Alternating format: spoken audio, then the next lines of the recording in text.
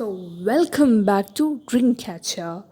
Today, we are going to discuss the NCRT reading of chapter 5, that is Laws of Motion. In this chapter, the first topic is 5.5, that is Newton's second law of motion.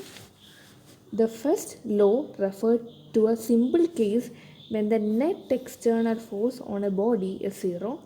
The second law of motion refers to the general situation when there is a net external force acting on a body. It relates the net external force to the acceleration of the body. The momentum is defined as a product of mass and velocity, which is denoted by P, which is equal to mv. Okay. Momentum is clearly a vector quantity. The following common experiences indicate the importance of the quantity for considering the effect of force on motion. One is okay. Similarly, a great opposite force is needed to stop a heavy body than a light body in the same time if they are moving with the same speed. Same speed to stop a heavy body. If two stones, one light and the other heavy, are dropped from the top of a building, a person on the ground will find it easier to catch the lighter stone than the heavier one. The mass of the body is thus an important parameter that determines the effect of the motion. Okay. The speed is another important parameter to consider. A bullet fired by the gun can easily pierce human tissue before it stops, resulting in casualty. The same bullet fired with the moderate speed will not cause much the damage. Thus, for a given mass, greater the speed, greater the opposing force needed to stop the body in certain time. Okay. Time taken, time together, the product of mass and velocity, that is momentum, is evidently a relevant variable of motion. The greater this change in the momentum of a given time, greater is the force that need to be applied.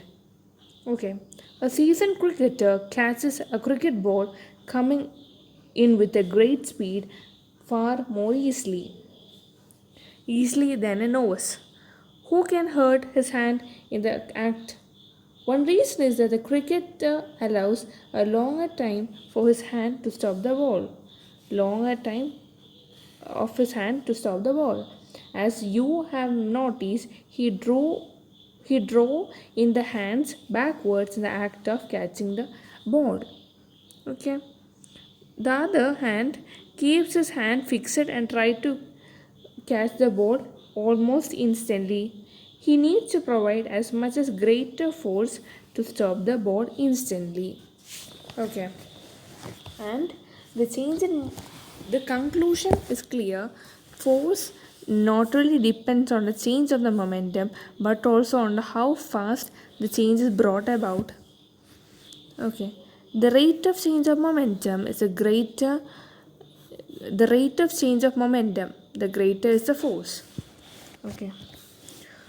Observations confirm that the product of mass and velocity, that is momentum, is basic to the effect of the force on motion. Thus, the same for the same time causes the same change in momentum for different bodies.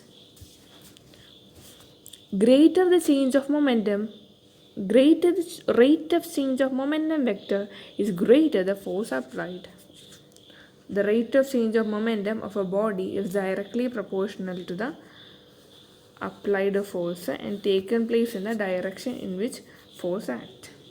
So F is directly proportional to delta P by delta T, that is F is equal to K into delta P by delta T. Here K is a constant of proportionality and delta T tends to 0. The term delta P by delta T become the derivative or the differential coefficient of P with respect to T denoted by dP by dt. Thus, F is equal to K into dP by dt. dP by dt is equal to d into mv by dt, that is m into dv by dt is equal to ma. So F is equal to ma. The unit of force, the SI unit of force is one that causes the acceleration of 1 meter per second. The unit is known as Newton. 1 Newton is 1 kilogram meter per second. In the second law, F is equal to 0 implies A is equal to 0. The second law of motion is a vector law. Okay. The force is not parallel to the velocity of the body but makes some angle with it. It changes only the component of the velocity along the direction of the force. Any external force in the system are not inclined in F. Is that okay?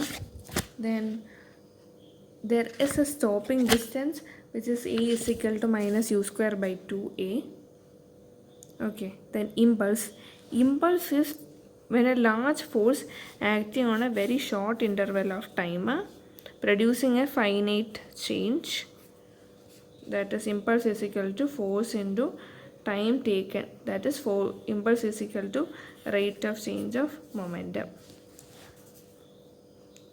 Then however, the product of force and time, which is the change of momentum of a body, remains a measurable quantity. The product is called impulse.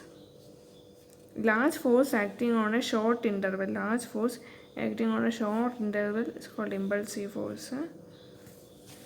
Then impulsive force is like any other force except that it is a large and acts for a short time. Okay.